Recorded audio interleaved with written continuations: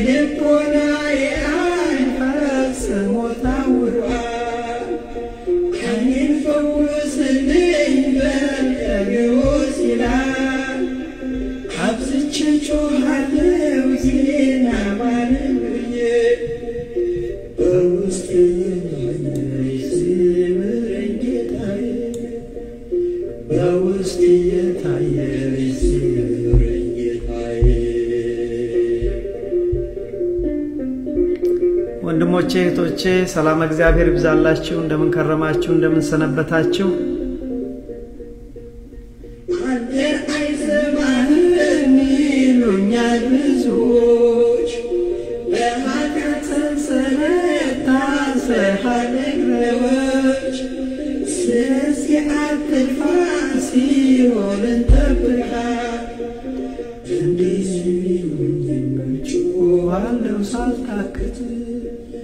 እንደዚህ ቢሉኝ መጮሃለሁ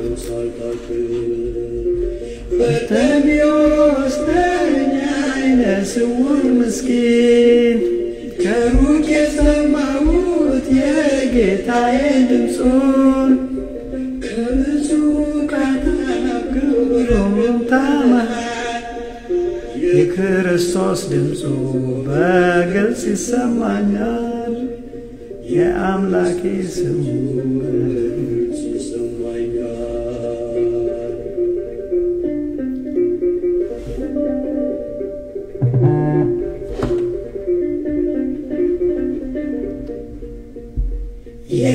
የከበበውን ሰው በደሌን በደሙ ዋጋ የከፈለ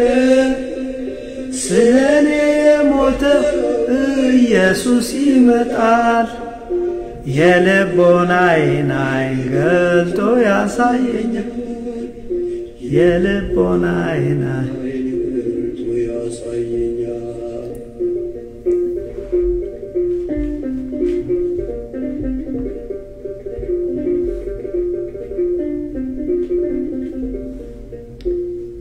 አብዝቼ ጮኻለሁ ጌታ ማረኝ ብዬ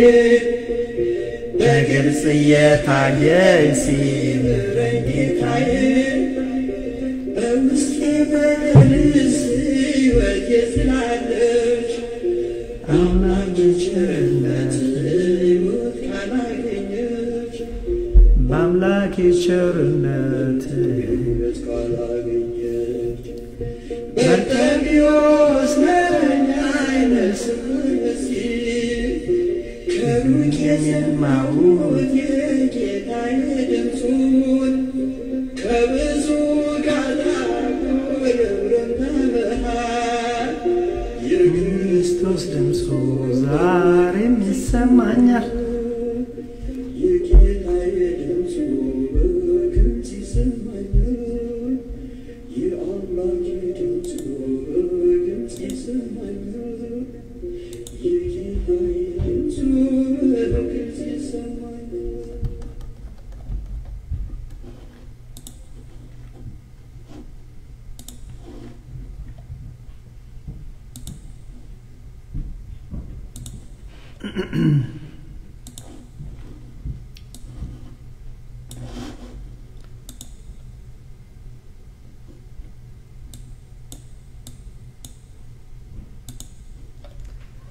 በስመ አብ ወወልድ ወመንፈስ ቅዱስ አሐዱ አምላክ አሜን።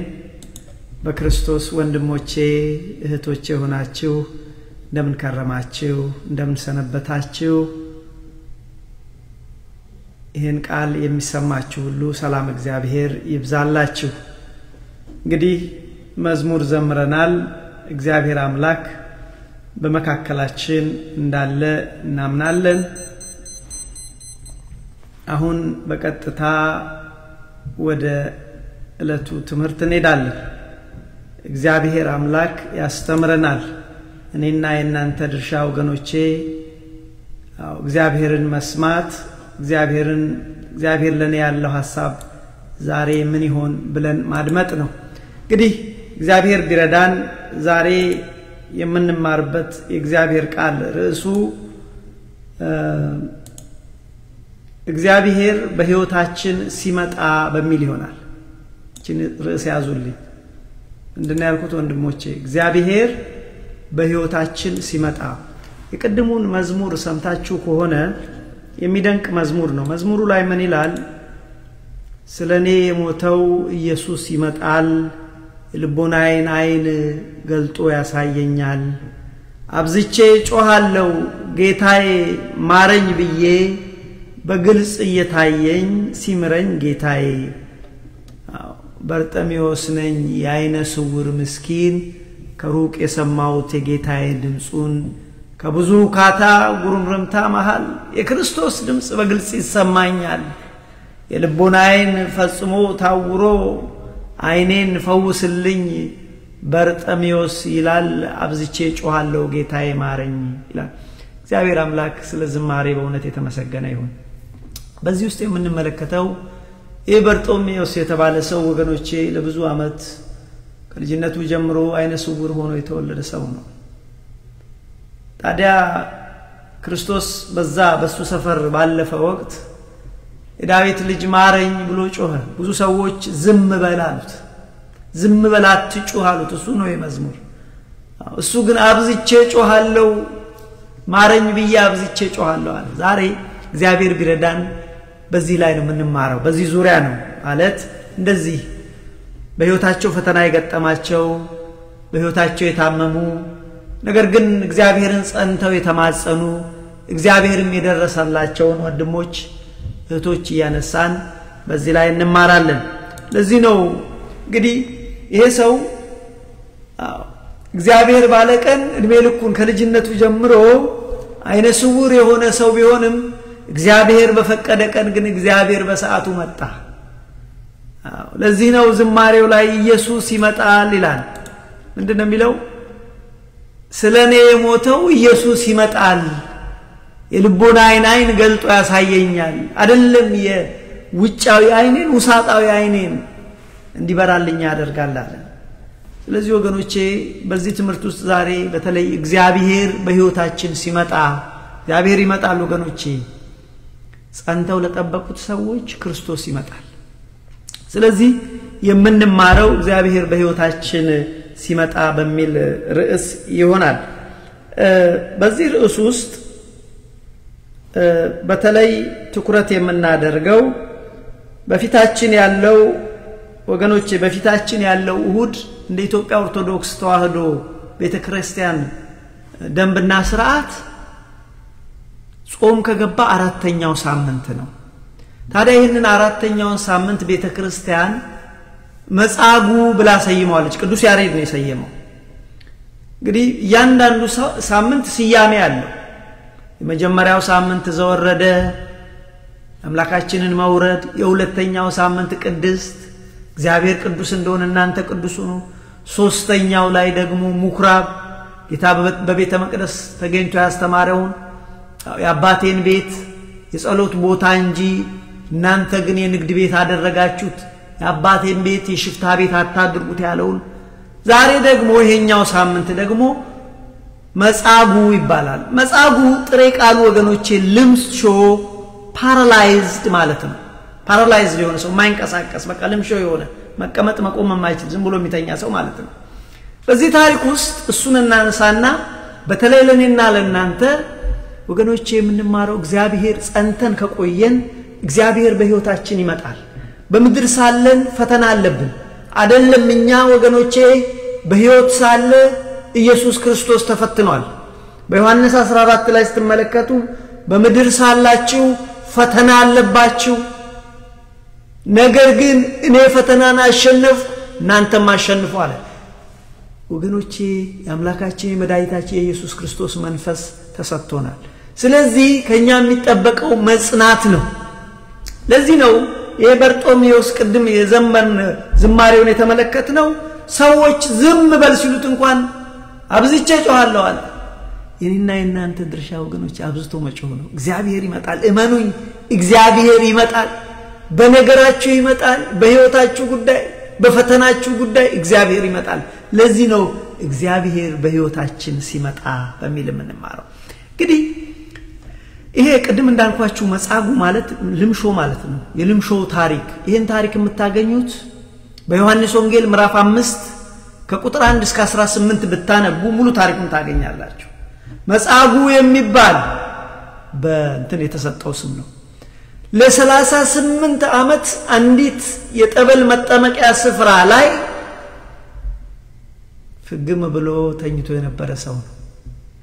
ወገኖቼ ይሄ ሰው እየዛ የመጣው አንድ ቀን እንደ ሰዎች ሆኖልኝ እኔም ጠበል ውስጥ ገብቼ ጠበሉን ተጠምቄ ካለብኝ በሽታ እፈወሳለሁ ብሎ በዛች ቦታ ላይ 38 ዓመት በደንብ አስተውሉ ወንድሞቼ 38 ቀን አላልኩም 38 ወር አላልኩም 38 ዓመት ዋው ምን አይነት ጽናት ነው ወገኖቼ ይሄ ሰው ምን አይነት ጽናት ነው ያለው 38 ዓመት በዛች የጠበል ስፍራ ቤተሳይዳ በመትባል የበጎች በር ይለዋል በዛች ቦታ ላይ በመጠመቂያ ስፍራ ለ38 ዓመት ወገኖቼ ሰው ሳያየው ፍግም ብሎ ቁጭ ያለ ነው ወገን የለውም ሰው ወገን የለውም ወገኖቼ ከዛች አልጋ ላይ አንስቶ ወደ ጠበል የሚከተው ሰው የለም ስለዚህ ሰው የሌለው ሰው ነው ታዲያ ሰው እግዚአብሔር እንደ ሰው አይደለም ወገኖቼ አንድ ቀን እግዚአብሔር መድኃኒዓለም በዛች ቦታ መጣ ይላል ክርስቶስ በዛች ቦታ መጣ ምን ያህል ዓመት እንደቆየ አየና ይላል ለስንት ዘመን እዛች ቦታ እንደቆየ አየና ልጄ ሆይ ልትድን ትፈልጋለህን አለው። ይሄ ሰው ጌታውን ለመዳን ፈልጋለሁ አላለው። እኔ ሰው የለኝም አለ። ጌታ ሆይ እኔ ሰው የለኝም። ውሃው በተንቀሳቀሰ ጊዜ ራሴ ዘልዬ መግባት አልችልም። ብዙዎች ቀድመው ዘለው ይገባሉ፣ እነሱ ይፈወሳሉ። እኔ ግን ይሄው 38 ዓመት ሞላኛል። ታሪኩ ያቺ የመጠመቂያ ቦታ ወገኖቼ ሰዎች የታመሙ ሰዎች አይነ ስውራን የተለያየ ደዌ ያለባቸው ሰዎች በዛች ቦታ ይመጡና የእግዚአብሔር መልአክ ከሰማይ ወርዶ ውሃውን ባንቀሳቀሰው ጊዜ በነካው ጊዜ የመጀመሪያ የገባው ሰው ይፈወስ ነበር ይላል። ስለዚህ ይሄ ሰውዬ የመጀመሪያ መግባት አልቻለም። በነገራችን ላይ ጥምቀት እኮ አሁን ሲደረግ ጎንደር አይታችኋል። ልጆች ዘለው እኮ የሚገቡት ከዛ ይመጣል።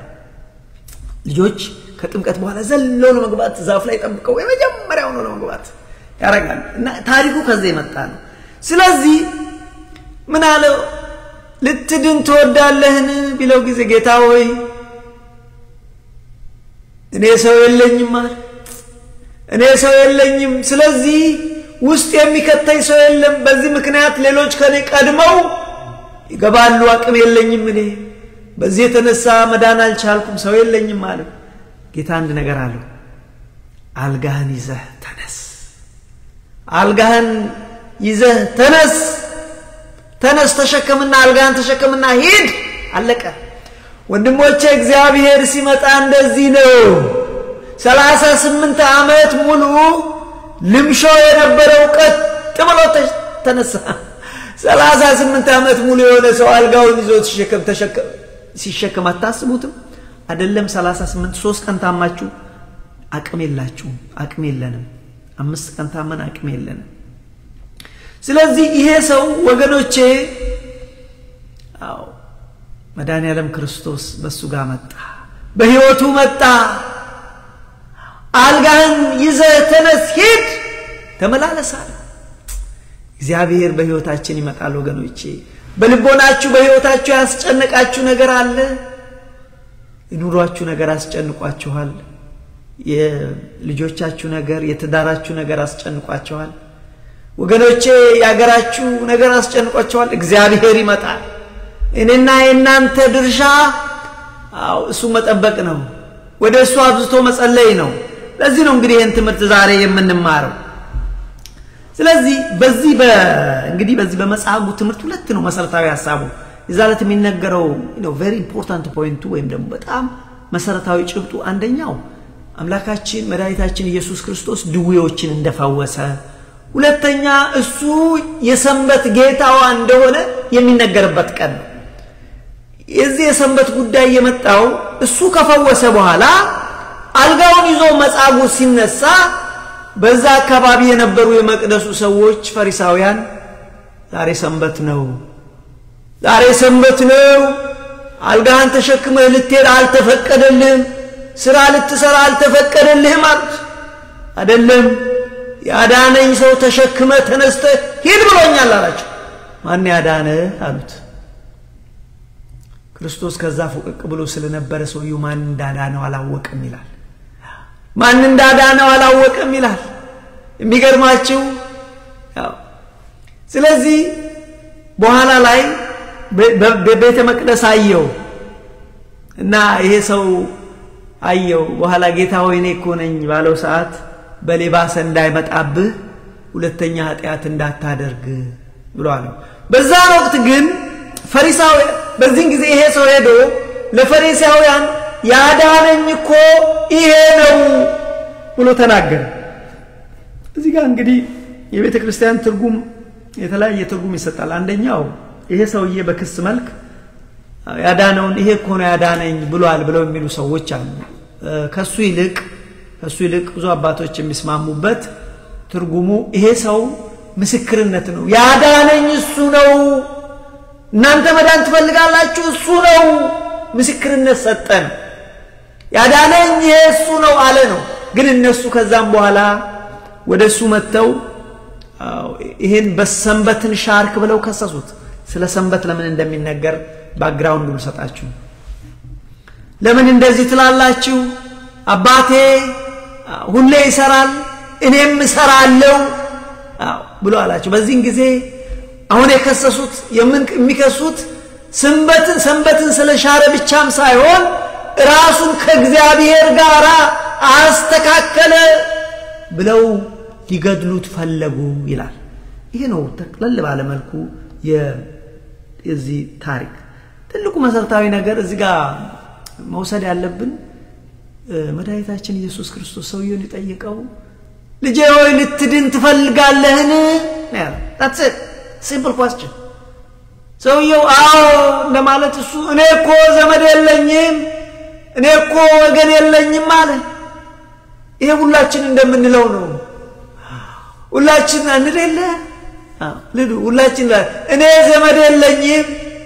እኔ እኮ ወገን የለኝም እንላለን በተለይ በስደት ስንኖር እንላለን ሁላችን እኔም ብያለሁ እኔ እኮ ዘመድ የለኝም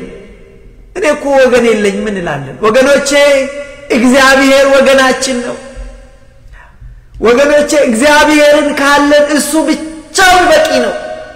ለዚህ ነው እሱን መያዝ የሚያስፈልገው አያችሁ ሰው የለኝም ማለት ልክ ነው ብቸኝነት ቀላል ነገር አይደለም ወገኖቼ ሰዎች በተለያየ ምክንያት ብቸኛ ይሆናሉ በነገራችን ላይ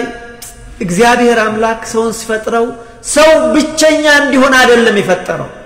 ለዚህ ነው ብቸኝነት በቀላሉ የሚያጠቃን ስንፈጠር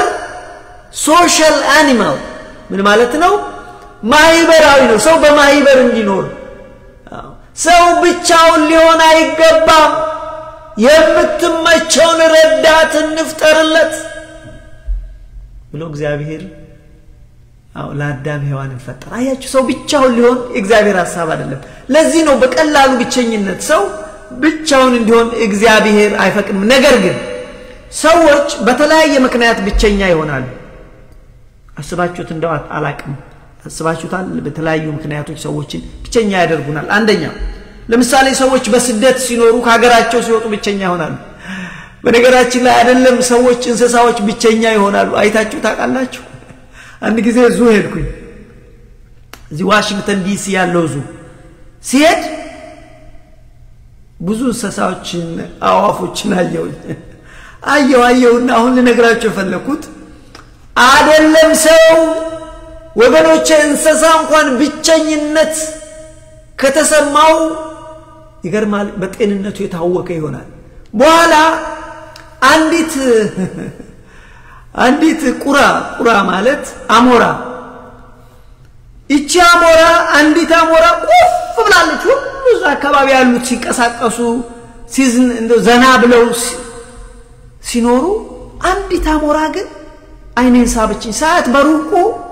ቁፍ ብላለች እንደዚህ እቺ አሞራ ምን ሆና ነች አልኩና ጠጋ ብዬ ወገኖቼ ጠጋ ብዬ አየሁ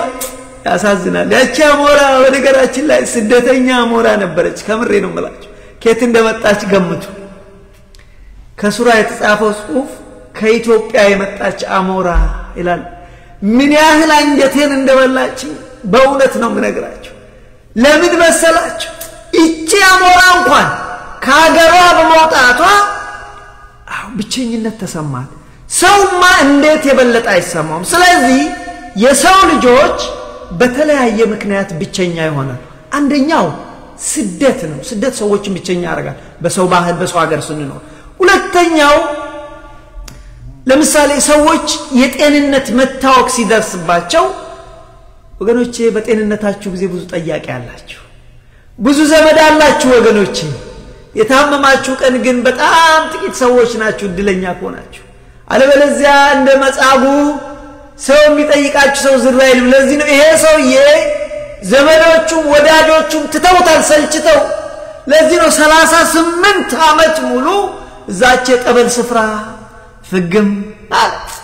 ሰው ቢረሳ መድኃኔዓለም አይረሳም ወገኖቼ መድኃኔዓለም ግን በሰዓቱ መጣ ክብር ለመድኃኔዓለም ይሁን በሰዓቱ መጣ ወገኖቼ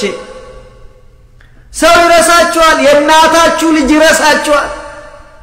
ወንድማችሁ ይረሳችኋል እግዚአብሔር ግን አይረሳችሁ ስለዚህ ለዚህ ወንድም እዛች ጋር መድኃኒዓለም መጣ ይላል ስለዚህ ሰዎች አንዳንዴ ብቸኛ የሚሆኑት ከጤና መታወክ ወይም ከጤና መቃወስ የመጣ በዛ ምክንያት ብቸኛ ሆናሉ ለምሳሌ ያደረገ ልንገራችሁ አብዛኛው ሰው በተለይ በውጪ የሚኖር ሰው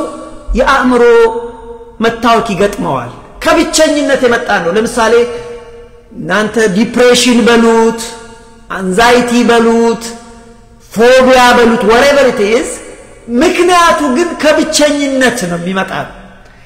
ብዙውን ጊዜ ወስጄም ጥናት አድርጌያለሁ በቀላሉ ይድናሉ እነዚህ ሰዎች ትንሽ አንድ ሰው ሄዶ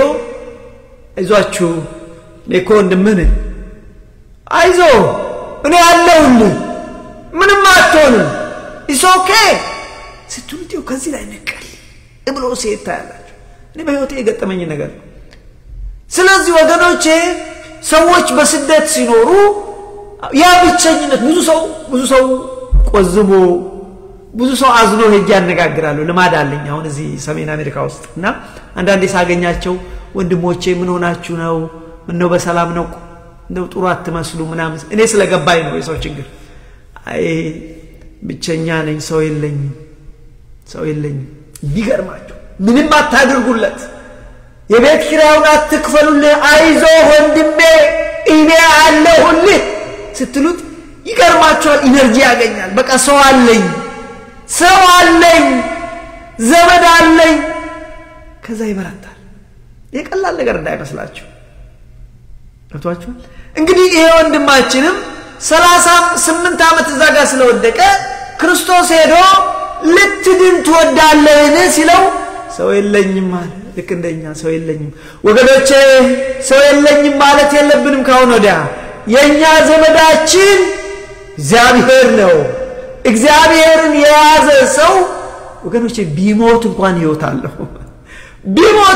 ህይወት አለው ስለዚህ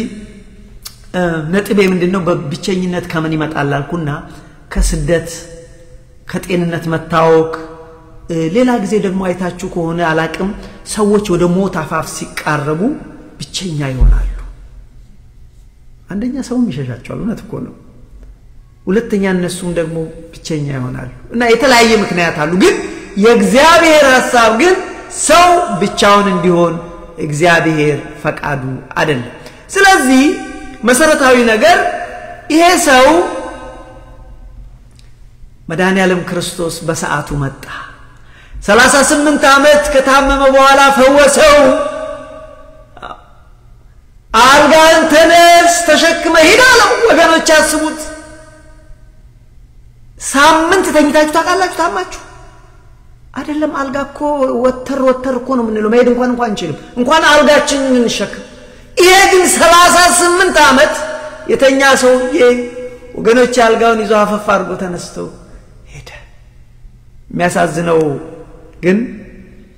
ዛጋ ስንት ዓመት ሲተኛ ማንንም ያልጠየቁት የቤተ መቅደሱ ሰዎች አልጋውን ባነሳ ጊዜ ግን ልትሸከም አይገባህም ብለው አሉት እና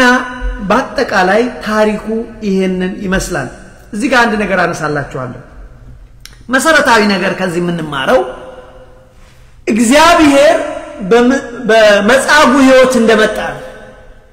እንደዛው እግዚአብሔር በእኔና በእናንተ ህይወት ይመጣል የኛ ድርሻ ወገኖቼ መጽናት ነው የኛ ድርሻ መድኃኒዓለምን መጠበቅ ነው ሰው ይኑር አይኑር ይመች አይመች ይሳካም አይሳካ ምድራዊ ህይወት እኛ ግን እግዚአብሔርን ሁሌ መጠበቅ በጸሎት እየተጉ መጠበቅ ይመጣል አያችሁ ለዚህ ነው ዛሬ ርዕሳችን ምንድነው አልኳችሁ እግዚአብሔር በህይወታችን ሲመጣ ወገኖቼ እግዚአብሔር በህይወታችን ሲመጣ ልምሾ የሆነው ሰው ቀጥ ብሎ ይነሳል አፈፍ ብሎ ይነሳል እግዚአብሔር በህይወታችን ሲመጣ ወገኖቼ ሞተ በሰበሰ ሸተተ ያልነው ነገር ህይወት ዘርቶ ይነሳል ይሄ አይደል የሆነው ዛ ዮሐንስ 11 ላይ አላዛር አልዓዛርም ታመመ አልዓዛርም ሞተ ይላል ክርስቶስ ጋር ላኩ ማርታና እህቱ ማርያም ጌታ ሆይና አሉት ጌታ ግን ሆነ ብሎ 3 ቀን ቀረ ይላል እስከ 3 ቀን አልሄደም ማመጣላችሁ የአልዓዛርን ታሪክ እግዚአብሔር በሕይወታችን ሲመጣ የሞተ ነገራችን ሕይወትን ይዘራል ተስፋ የቆረጥንበት ነገር ተስፋው ይለበልማል ስላችሁ ነው ወደ ጌታ ላኩበት ማርታና ማርያም ባክ ወንድማችን ታሟል ጌታ ሆይ ቶሎ ና አሉት ክርስቶስ ግን አልሄደም ይላል ይሄ እንዳደረገው ወገኖቼ ጨካኝ ሆኖ ሳይሆን የእግዚአብሔርን ክብር ለመግለጥ ስለፈለገ ነው እሱ የሚሰራውን ያውቃል ስለዚህ 3 ቀን አሳልፎ ሄደ ይላል በሄደ ጊዜ በደረሰ ጊዜ ወገኖቼ የት ነው ያኖራችሁት ነው የመጀመሪያ የት ነው ያኖራችሁት እነሱ ግን ምንድነው ያሉት ይሸታል ጌታ ሆይ ሞቷል ከሞተ 4 ቀን አልፎታል አሁን ግን ይሸታል አሉት ተስፋ የለውም እኮ አሉት ሰው እንደዚህ ነው ወገኖች ወንድምና እህት ተስፋ የለውም ጌታ ሆይ በቃ እኮ ነው የሚሉት እሱ ግን ምንድነው ያለው የቱ ጋር ያኖራችሁታል ያው ዛጋ ማያቆኑ አይደለም እሱ እግዚአብሔርን ሥራ ይሰራል ሰው የሰውን ሥራ እንዲሰራ ነው አልዓዛር ተነሳ የሞተው የሸተተው አልዓዛር ወገኖቼ ሀፈፍ ብሎ ተነሳ ክብር ለእግዚአብሔር ይሁን አያችሁ ስለዚህ ምንድነው ነጥቤ እግዚአብሔር በሕይወታችን ሲመጣ ሞተ በሰበሰ ሸተተ ያልነው ነገር ያው ሆኖ ይነሳል አያችሁ ለዚህ ነው እግዚአብሔርን መምጣት ቢመችም ባይመችም ቢሳካም ባይሳካም የውደር ኑሮ ወገኖቼ ጥርሳችንን ነክሰን መጠበቅ አለብን ይሄ ብቻ አይደለም ወገኖቼ እግዚአብሔር በሕይወታችን ሲመጣ ሰው እንደቀደመው አይሆንም እግዚአብሔር ሲመጣ ወገኖቼ ሰው ይለወጣል አሁን እኮ እኛ እንኳን አገልጋዮች እንደዛው እንደድሮ እኮ ነው በሕይወታችን እግዚአብሔር ስላልነካ ነው እግዚአብሔር በሕይወታችን ሲመጣ መልካችን እግዚአብሔርን እናብረቀርቃለን እንደ ክርስቶስ እንሆናለን እንደሱ ሩህሩህ እንሆናለን እንደሱ ታዛዥ እንደሱ የትህትና ሰው እንሆናለን ወገኖቼ ሰው እግዚአብሔር ነክቶት እንደቀደመ አይኖርም እንደ ድሮ አይሆንም እግዚአብሔር ነክቶት እንደቀደመ ሰው አይሆንም ስለዚህ እግዚአብሔር ሲመጣ እንደቀድሞ አይሆንም በሕይወታችን ታስታውሳላችሁ አይደለም ያቺ በማርቆስ ምዕራፍ 5 ያየናት እህት 12 ዓመት ደም የፈሰሳት እናት 12 ዓመት ደም ፈሰሳት ታመመች ነንስቶፕ 12 years ለ12 ዓመት ደም ፈሰሳት መፍሰሱ አይደለም ወገኖቼ ደም መፍሰሱ አልነበረም ችግሩ በዛን ዘመን ደም መፍሰስ አይደለም ደም መፍሰስ የእህቶቻችን የወር አበባ እንኳን ወገኖቼ አንደኛ ወር አበባ የታያት እህት ለ15 ቀን ነው ተገልላ ትኖራለች ለ7 ቀን ተገልላ ትኖራለች ሁለተኛ በስተት እንኳን አንድ ሰው እንዲህ ቢነካት እሱ ራሱ ይረክሳል ይሄ በጣም ችግር ነበር በብሉይ ኪዳን አይ እግዚአብሔር እኮ ያወጣን አቤት እግዚአብሔር ያወጣን እኮ ስለዚህ እነዚህ ሰዎች በዛን ጊዜ ከረከሱ አውራ በግ ወይፈን አምጥተው ካህኑ ጋር ነው ከርኩሰታቸው የሚነጹት ለአንድ ቀን ተገልለው ብቻቸውን ይሆናሉ ያረከሰ ሰው በጣም ችግር እኮ ነበር እኛኮ we don't appreciate እግዚአብሔር ያደረገልን ወገኖቼ እንደ ኃጢያታችን ብዛት እንደ መርከሳችን ብዛት ስንት በግ ይበቃን ነበር ስንት በሬ ይበቃን ነበር ያውን በሬና በግ እንግዲህ ተወዷል ምን ይውጣን ነበር ስለዚህ መሰረታዊ የዚህ ሴትዮ ችግር 12 ዓመት ደም መፍሰሱ ብቻ አይደለም ህብረተሰቡ ያገላታል ለምን ህግ ደሞ እንደውም አለ በመንገድ ላይ ስትሄድ እርኩስ ነኝ የረከስኩ ሴት ነኝ ባትል ችግር ውስጥ ትገባለች ትቀጣለች ስለዚህ ሰው እንዳይነካት በየመንገዱ ስትጣየች ከህመማቸው የበለጠ ከፍ አርጋችሁ እጃችሁን እርኩስ ነኝ የረከስኩ ሴት ነኝ የረከስኩ ሴት ነኝ አጠገቤ አትድረሱ እንዴት ልብ የሚነካ ነገር መሰላችሁ አዳን ቀን ይላል መድኃኒዓለም ክርስቶስ በዛ ያልፍ ነበር እቺ ሴት ምን አለች እንደምንም ብዬ የጨርቁን የቀሚሱን ጨርቅ ብነካ ፈወሳለሁ አለች አመነች ይሄንን ማመጣላችሁ ሰው እግዚአብሔር ነክቶ ሰው እግዚአብሔር በህይወቱ መጥቶ እንደቀድሞ አይሆንም እቺ ሴትዮ ሄዳል ደምብላ የጨርቁ የቀሚሱን ጫፍ ነካች ወገኖቼ በዛንት ደቂቃ 12 ዓመት የፈሰሰው ደማ ጸጣል ምንድነው ነጥብ ወገኖቼ እግዚአብሔር ሲመጣ የረከሰው ሰው ቅዱስ ይሆናል የረከሰው የተባረከ ይሆናል ይሄ ብቻ አይደለም ወገኖች እግዚአብሔር በቤታችን በህይወታችን ሲመጣ ባዶ የሆነ ማሰሯችን ሙሉ ይሆናል ታስታውሳላችሁ የኤልያስ ዘመን ሴትዮ ታስታውሷታላችሁ የሰራብታዋ ሴትዮ ያቺ ሴት ዘመኑ ድርቅ ሆነ ይላል እና ዘመኑ ድርቅ ሆነ በጣም ችግር ገባች በቤቷ ምናምን የለም ትንሽ የዱቄት ትንሽ ዘይት ነገር ነው በቃ የለም እና እግዚአብሔር ሰው በዛ ጋር ሲያልፍ አንድ ቀን እስቲ የሚበላ ነገር አለ ሾይ አንጫለ ተቀልዳለህ በኤልሳ ዘመን ተቀልዳለህ የሚበላ ትላለ ከየት ይመጣል እኔ ምንም ነገር የለኝም ስማ ይኸውልህ አሁን ያለችው ቤት ውስጥ አንድ ቂጣ ምትሆን ነው እኔና ልጄ እሷን በልተን እንሞታለን እግዚአብሔር ሰው ምን አላት ግዴለሽም ያነጋገርሽው ለኔ ስጪ ከዛም በኋላ እግዚአብሔር ላንቺም ይሰጥሻል አላት በእምነት ሴትዮ አሰጠችው ወገኖቼ ከዛን በኋላ ቤቷ ውስጥ ብዙ ማድጋ ነበር አው ምን አለሽ ማድጋ አለኝ አለችው ማድጋዎችን ደርድር ያለሽን ያላት ማድጋዎችን እንስራ ማለት እንስራዎቿን ደረደረች ያቺ እግዚአብሔር በመንፈስ ቅዱስ ዘይት ሞላው ይላል እየሸጥሽ ተጠቀም ያለው ምንድነው ነጥቤ እሷ የነበራት ጭላንጭል ነበረች እግዚአብሔር በህይወታችን ሲመጣ ወገኖቼ ጭላንጭል ባዶ የሆነውን ሙሉ ያደርገዋል እግዚአብሔር ሲመጣ እንደዚህ ይሄ ብቻ አይደለም ታስታውሳላችሁ በዚህ በቅዱስ ጴጥሮስ መድኃኒታችን ኢየሱስ ክርስቶስ ከተሰቀለ በኋላ ተስፋ ቆርጠው ይላል ትምርቴን እየተቀለልኩ ይላል ተስፋ ቆርጠው ወደ አሳ ማስገር ሄዱ ሚደንቅ ነገር ነው ቅዱስ ጴጥሮስና ወንድሞቹ ሲጠሩ ካሳ ማስገር ሙያ ነው እግዚአብሔር ያወጣቸው ኑ እናንተ አሳ አስጋሪዎች ሳትሆኑ ሰው አስጋሪ ያደርጋችኋለሁ ሰውን ለእግዚአብሔር መንግስት የምታጠምዱ ትሆናላችሁ ብሎ ነው ዮሐንስን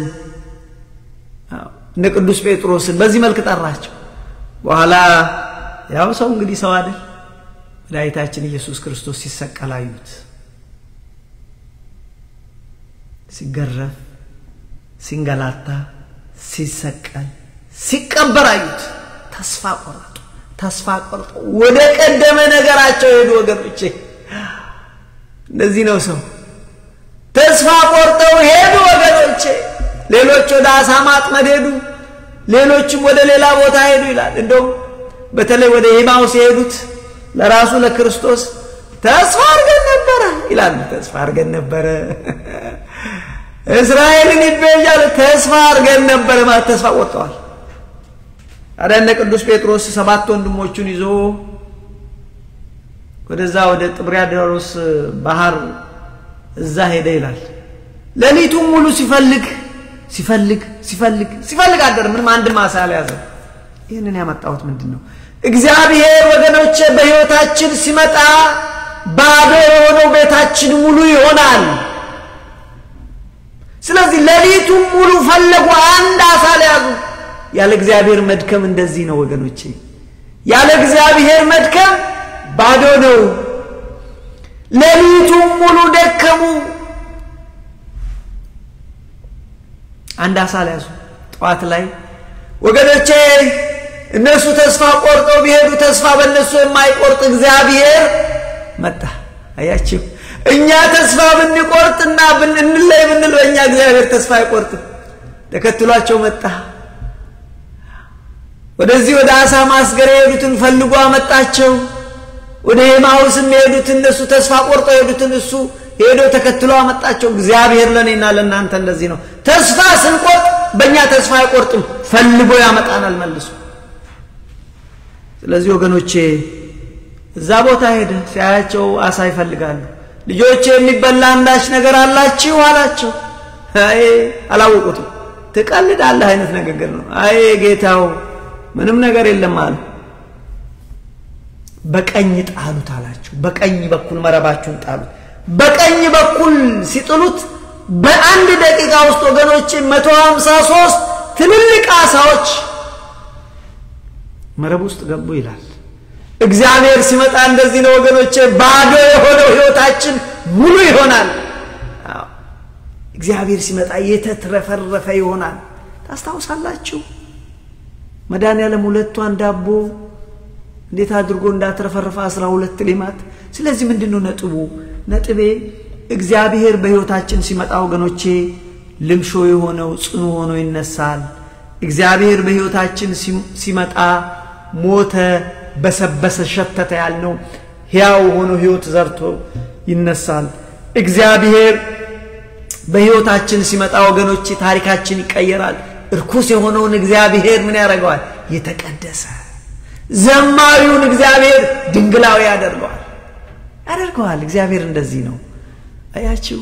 ባዶ የነበረውን ሙሉ ያደርገዋል አዎ እግዚአብሔር ሲመጣ ወገኖቼ ጠላት ድል ይሆናል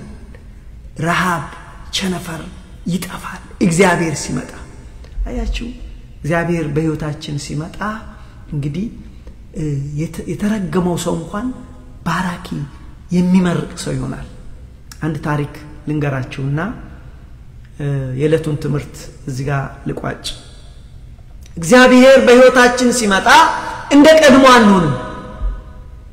ምንድነው እዚህ ጋር ልላችሁ ፈለኩ የተረገመው ሰው እንኳን መራቂ ይሆናል የተረገመው እንኳን ባራኪ ይሆናል ወገኖቼ ኦሪት ዘፍጥረት ምዕራፍ 39 አካባቢ ሄዳችሁ ብታነቡ እስራኤል ይላል በመጨረሻው እድሜ እስራኤል ማለት ያዕቆብ ነው በመጨረሻው የእድሜ ዘመኑ ልጆቹን ጠርቶ እሱ ወደ እግዚአብሔር ሊሄድ በተዘጋጀ ጊዜ ልጆቹን ጠርቶ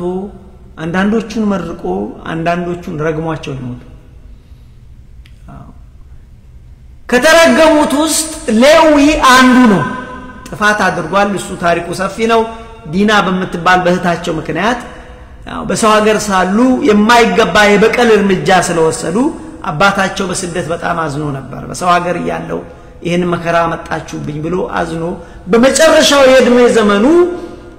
እሱና ስምዖን ወገኖቼ ረግሟቸው ነው የሞተው ሌሎቹን ሲመርቅ እነሱ ግን ሌዊ የተረገመ ሰው ነው ነገር ግን በህይወት አጋጣሚ እግዚአብሔር ሲመጣ ምንድነው የተነሳውበት እግዚአብሔር ሲመጣ የተረገመው ባራኪ ይሆናል ስላችሁ ይሄ ሌዊ ነገደ ሌዊ በኋላ እሱ ነገደ ሌዊ ይባላል ታሪክ ሰሩ አንድ ጊዜ ታስታውሱ እንደሆነ ሙሴ ከእግዚአብሔር በእግዚአብሔር ጣቶች የተጻፉትን ታቦት ወይም ማነው ጽላቱ ሊቀበል ወደ ሲና ተራራ ወጥቶ ነበር ሲመለስ ህዝቡ ጣዖት ማምለክ ጀምሮ እስራኤል ጣዖት ማምለክ ጀምሮ ነበር በዛን ጊዜ ሲመለስ ሙሴ በጣም ነው ያዘነው እንደውም በእጁ ያዘውን ጽላቱን ሰበረው ይላል በጣም ከመናደዱ የተነሳ እና እዛች ጋር የሌዊን ታሪክ ላመጣ እንዴት እግዚአብሔር ታሪኩን እንደቀየረ በዚህን ጊዜ አንድ አዋጅ አወጀ በጣም አዝኖ ነበር እነሱ እዛ በደረሰ ጣዖት ያመልካሉ የእግዚአብሔር የሆናችሁ ለእግዚአብሔር ተለዩአል የእግዚአብሔር የሆናችሁ ለእግዚአብሔር ተለዩአል በዛን ጊዜ አንድ ነገድ ከሁሉ ተለየ ገርማቸዋል የሌዊ ነገድ ተለየ ለእግዚአብሔር ተለየ ከዛን ጊዜ ጀምሮ ሌዋውያን ወገኖቼ ለእግዚአብሔር ተለዩ በዛን ጊዜ ሙሴ አንድ ነገር አላቸው በሉ ባያዛችሁት ጎራዴ እነዚህን ጣዖት አምላኪዎችን ሁሉ አንገታቸውን ባሏቸው አላቸው አደረጉ ሌዊ በደም ተቀደሰ ከዛን ጊዜ ጀምሮ ነገደ ሌዊ የቤተ መቅደሱ አገልጋይ ሆኑ ስለዚህ የተረገመ እግዚአብሔር በሕይወታችን ሲመጣ የተረገመው ባራኪ ይሆናል ወገኖቼ አያችሁ እግዚአብሔር ሲመጣ እንደዚህ ነው ለዚህ ነው እንግዲህ እግዚአብሔር በሕይወታችን ሲመጣ ልምሾ የነበረው ጽኑ ይሆናል ሞተ በሰበሰ ያልነው ሞተ በሰበሰ ሸተተ ያልነው ሕያው ሆኖ ይነሳል እግዚአብሔር ሲመጣ ታሪክ ይቀየራል ወገኖቼ ይከፋ በሰው ፊት የማትናገሩት ታሪክ አላችሁ እግዚአብሔር ይቀይረዋል ባዶ የነበረው ሕይወታችን እግዚአብሔር ይሞላዋል ስሙኝ ይሄንን እኔ ከልቤ ነው የምነግራችሁ አንዳንድ ጊዜ ለመናገር የደረሰላችሁ ሁሉ ማውራት ወጣችሁ እግዚአብሔር ወገኖቼ በቤታችሁ በሕይወታችሁ ይገባል እናንተ ብቻ ታመኑ እናንተ ብቻ ታመኑ ይመችም አይመችም የእግዚአብሔር ሰዎች ሁሉ እግዚአብሔር በቤታችሁ ይገባል ሁሉን ነገር ወገኖቼ እግዚአብሔር ሁሉን ነገር ያትረፈርፈዋል ስለዚህ በአጠቃላይ እንግዲህ ዛሬ የተማርነው ነገር ምንድነው ብለን ብንል በአጠቃላይ እግዚአብሔር በሕይወታችን ሲመጣ ነገሮች ይቀየራሉ ትልቁ ነገር እኛ ጸንተን እግዚአብሔር መጠበቅ ነው ያ ምድር ላይ አይመችም ወገኖች ምድር አይመችም ሚሞላ ነገር የለም የሰው ፍላጎት እንደው አያልቅም ሰው ፍላጎት እኮ አያልቅም ጧት ባለቤቴን ስላት ነበር አይ ስሚ አልኳት መቼም የሰው ፍላጎት አያልቅም አይደል አልኳት አሁን ካለን ቤት ሌላ ቤት ብንገዛ ምን እንደምመኝ ታውቂያለሽ አልኳት ሽም ሰው አይመኝ ባንድ በኩል ጥሩ ነው ምን አለችኝ ምንፈልገው አልኳት ቤቴ ውስጥ ትልቅ ላይብረሪ ያለው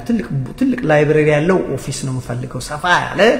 በቃ በደንብ ላይብረሪ መጽሐፍት የሚደረደርበት ማነብበት ትልቅ ደግሞ እንደ ክርስቶስ ጠረጴዛ ያለ ነው ይሄ 12 ሰው የሚይዘው አይነት ትልቅ ይኖራል ልጆችም ሲመጡ እዛ ቁጭ ብሎ መጽሐፍ የሚያነቡበት ደዛ አይነት ነው የሰው ፍላጎት እኮ ነው ሌላ ሳያስፈልግም ጂማ ያስፈልግም አለችኝ እሷ እና ወገኖች የሰው ፍላጎት አያልቅም ስላችሁ በዚህ ምድር ላይ ፍላጎት እንደው አያልቅም አንድ ስትከገዛችሁ በኋላ ሁለተኛ ቤት አንድ መኪና ከገዛችሁ ሶስተኛ መኪና ይሄ ሰው ፍላጎት ኢሶኬ ይሄ መኖር መጥፎ ነገር አይደለም እግዚአብሔር ሀብታም ብንሆን ችግሩ አይደለም ግን ወገኖች ቢመችም ባይመችም ለእግዚአብሔር ግን የነጠሩ ሰዎች እንሆንለት እንለይለት ይሄ ማለት እኮ ምንም የምንሸከመው ነገር እኮ የለም አባት ሆይ እኔ አንተ ልጅ አለው አሁን ለምንድን ነው እዚህ ባዶ ቤት ውስጥ ቁጭ ብለን በዚህ ሰዓት ምን እንነጋገር እግዚአብሔርን እኮ መፈለግ ነው ወገኖች እንዴት የሚያዋጣ ነው ደግሞ እግዚአብሔርን መፈለግ ያዋጣል በስጋም በነፍስ ምን እንባረክበታለን እመኑኝ እኔ ምስክር ነኝ እግዚአብሔር ይባርካል አያችሁ ስለዚህ ከዚህ ውስጥ በተለይ ከመጻጉ ይሄ ሰው 38 አመት ኮንሲስተንትሊ ተጠበቀ 38 years 38 አመት እኛም እንደዛው መጠበቅ አትሰልቹ አንዳንድ ሰዎች ቤተክርስቲያን የሚገጥሙኛሉ እንደዚህ ይላሉ አንዳንድ ፈተና በሕይወታቸው ይመጣል በሕይወታቸው ሲመጣ እግዚአብሔር የታለ ይሄ ሲሆን እግዚአብሔር የታለ ወገኔ በእነሱ ቤት እግዚአብሔር በእልህ ወዲያው ይሄው እዚህ ጋር አለ እንዲላችሁ that's not how it works እንደሱ አይደለም የሚሰራው ወገኖቼ እንደዚህ አይደል እግዚአብሔር በሰዓቱ አለ እኛ እንታመን ቢመችም ባይመችም ቢሳካም ባይሳካም እኛ ሁሌ እግዚአብሔር ሰዎች ነን ስለዚህ በአጠቃላይ እግዚአብሔር በሕይወታችን ሲመጣ ነገሮች ይቀየራሉ እንደ ቀድሞ እንደ ድሮ አንሆንም ተስፋ የቆረጠ ሰው ተስፋው ይለመልማል ታሪኩ የተበላሸ ታሪኩ መልካም ይሆናል የተረገመው ሰው የሚባርክ ይሆናል በሰው ዘንድ የተረገማችሁ ብትሆኑ በእግዚአብሔር ዘንድ ግን የምትባርኩ እንደ ሌዊ ትሆናላችሁ እግዚአብሔር በህይወታችን ሲመጣ የቤተ ክርስቲያን አፍራሽ የሆነ ሰው የቤተ ክርስቲያን ምርጥቃ ይሆናል እንደ ቅዱስ ጳውሎስ ደብዳቤ ወስዶ ቤተ ክርስቲያንን የሚያፈርሰው ነበር እነ እስጢፋኖስ ሲገደሉ ካስገደሉት ልብሳቸውን ከያዙት ሰው አንዱ እሱ ነው ግን በኋላ ላይ ማን እንደ ቅዱስ ጳውሎስ አያችሁ ቤተ ክርስቲያን አፍራሹን የቤተ ክርስቲያን ጠበቃ ያደርጋል አያችሁ እግዚአብሔር በህይወታችን ሲመጣ እርኩሱን ቅዱስ ያደርጋል እግዚአብሔር በህይወታችን ሲመጣ ዘማሪውን ድንግላዊ ያደርጋል እግዚአብሔር ሲመጣ ወገኖቼ ይለውጠናል ባጭው ስለዚህ ትልቁ ነገር እኛ እግዚአብሔርን ተክተን መጠበቅ አሁን የሰንበት ያውኑት የዚህ መጻጉት ስብከት ጸንቶ እግዚአብሔርን መጠበቅ ነው አሁን ትልቁ ነገር ወንድሞች አንድ ነገር ልጠይቃችሁና ትምርቴን እየዘጋው ልሄድ ለሞኑ እኛን ዛሬ ልምሾ ያደረገን እሺ ሰዓት አለቀኝ ብላኛለች እኛን ልምሾ ያደረገን ነገር ምንድነው አሁን እኛ በቃ የተቸገርንበት በቃ ማለት ፊዚካሊ እንሄዳለን ግን ብዙ የተቸገርንበት ብዙ ጊዜ ምንድነው ልምሾ ያደረገን ብዙዎቻችን ምንድነው ዘመድ የለኝ ብዙ ሰው ዲፕረስድ ይሆናል ብዙ ሰው የጭንቀት በሽታ አለበት አሁንም ሀገራችንም ገብቷል ድሮ ጭንቀት የለም እኔ እናቴ ስታሳድገኝ በጀት ኢንካም እንኳን ይላት ግን እኛን አሳድጋ ሰው አድርጋናለች ኢንካም ሳይኖር ያለ ጭንቀት እኛን አድርሳ ሃይ ስኩል አስጨርሳ ኮሌጅ ጨርሰን ሰው አደረገች ገንዘብ የወር ኮ ሂሳብ ሳይኖር አንዳንድ ሰዎች በኢትዮጵያ ውስጥ አሉ በነገራችን ላይ በቀደም አንድ ሰው ስነግረው ነበር እንደው እና ምን አልኩት ኮሌጅ ውስጥ ያለው አዲስ አበባ እንዲሁ ያው ዘመድ የለኝ የሚባል ነገር ዘመድ አልነበረምና እና አንድ እናት ደሞዛቸው 17 ብር ጡረታ ይቀበሉ ነበር ማማይሽ የሚባል አይ ማማይሽ አሳደጉኝ ማለት ኮሌጅ እየተማርኩ ይረዱኝ ነበር 17 ብር ነች እኮ የሳቸው ኢትዮጵያስ በ17 ብር ግን ከራስ አሁን ይሄ ሩቅ አርጋቸው አትዘሉ እንጂ እንደ እኛንም እኮ የ90 አመት እንትን አታድርጉና አሁን ቅርብ ጊዜ እኮ ነው የሆነው ይሄ እኮ ማውራው እኮ 30 አመት እኮ ነው ግን የገርባችኋል በ90 እሳቸው 17 ብር ነበራቸው የኔ እናት የወለደችኝ ግን ምንም ሳትኖር አሳደጉን ጭንቀት የለባቸው አሁን እኛን የሚበላን ግን 6 ዲጂት ፊገር 6 ዲጂት ፊገር ወይ $100,000 በላይ እየተከፈለን ለአንድ ሰዎች ብዙ ብር እንኳን እየሰራን ጭንቀት አለ አይደለም ብዙ ሰዎች ብዙ ኢንካም እየሰሩ እንኳን 80,000 90,000 100,000 120,000 ብር የሰው ጭንቀት ሰውን እኮ ሊገድል ነው በዚህ ዘመን ያለ በሽታ የልምሾለት ምንድነው ጭንቀት ነው ለዚህ መድኃኒቱ ወገኖቼ እግዚአብሔርን መያዝ ነው አያችሁ እኔ ሰው የለኝም አያስፈልግም ወገኖቼ እኛ ዘመዳችን እግዚአብሔር ነው እኛ ዘመዳችን መድኃኔ ዓለም ነው ስለዚህ ትልቁ ነገር እኛ ለጭንቀት ምንን ለአእምሮአችን ማሳመንም ያለባችሁ ማመንም ያለብን እግዚአብሔርን ካለን ብቻው በቂ ነው በቃ አለቀ ዛሬ ምንም ነገር ባትይዙ ወገኖቼ እቺን ብቻ ይዛችሁልኝ ሄዱ እግዚአብሔርን ካለን ብቻው በቂ ነው እግዚአብሔር ሀብት ነው እግዚአብሔር ጤና ነው እግዚአብሔር መመኪያ ነው አምባ ነው ምን ብዬ ልንገራችሁ ስለዚህ እግዚአብሔር ካለን ብቻው በቂ ነው ዛሬ ምንድነው የተማርነው ከዚህ ትምህርት አንደኛ ከመጻጉ የተማርነው እግዚአብሔርን ታግሶ መጠበቅ patiently waiting God እግዚአብሔርን patiently ሆኖ በቃ በትዕግስት ሆኖ እግዚአብሔርን መጠበቅ እግዚአብሔር ሲመጣ ደግሞ ምን ሰው እንደምን አይሆንም ብያቸዋል እንደ ቀድሞ አይሆንም ትልቁ ነገር የኛ እግዚአብሔርን ሁሌ በህይወታችን እግዚአብሔር አንተን ፈልጋለሁ ጌታ እግዚአብሔር አንተን ፈልጋለሁ አንተ በቤቴ ግባ እግዚአብሔር አንተ በህይወቴ ግባ ይለውጣል ይሄ እውነት ነው ወገኖች ይሄ እውነት ነው it's so hard I know how to explain this ከባድ ግን it is true ታግሶ እግዚአብሔርን መጠበቅ ነው የተማረው ሌላው ሰው የለንም ማለት አይገባም እኛ ክርስቲያኖች እኔ ብኖርም ብሞትም የእግዚአብሔር ነኝ ለኔ አባቴ እግዚአብሔር አለ ያቺው ስለዚህ ሰው የለን ማለት አይገባም እግዚአብሔር ካለን ብቻውን በቂ ነው እሱ ዘመዳችን ነው እሱ ሀብታችን ነው እሱ ጤናችን ነው ሌላው እግዚአብሔር ከማረን በኋላ እግዚአብሔር ይቅርታ ካደረገልን በኋላ በንስሐ ከተመለስን በኋላ ወደ ኋላ ነው መጻጉን እሱን አይደል ቤተ መቅደስ ሲያገኛለው ጌታ ምንድነው ያለው መጻጉን አንተ ሰው ከእንግዲህ ወደ ኃጢአት አትስራ የባሰ ይሆንብሃል ስለዚህ ከተማርን በኋላ ምህረትን ካገኘን በኋላ ወደ ቀድሞ አንመለስ የመጨረሻ መልእክት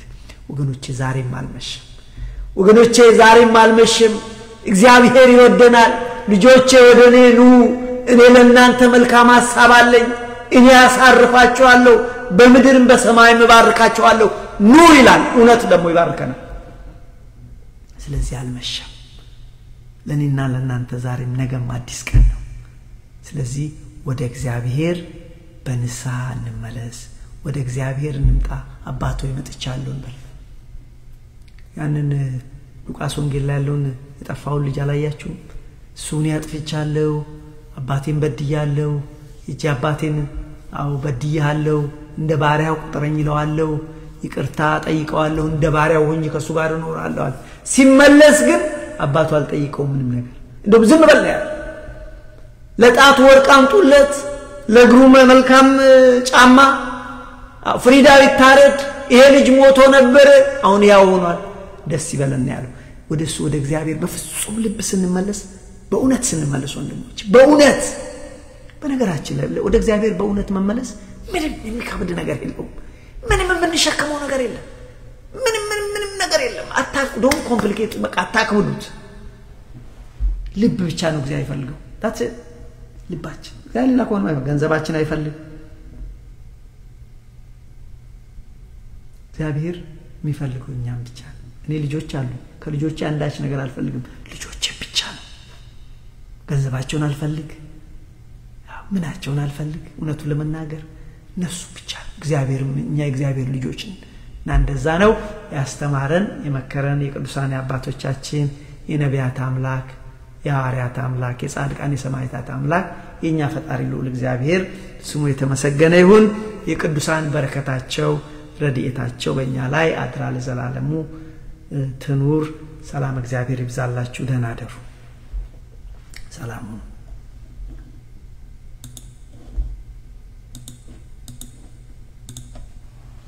ሰላሙን ወንድሞቼ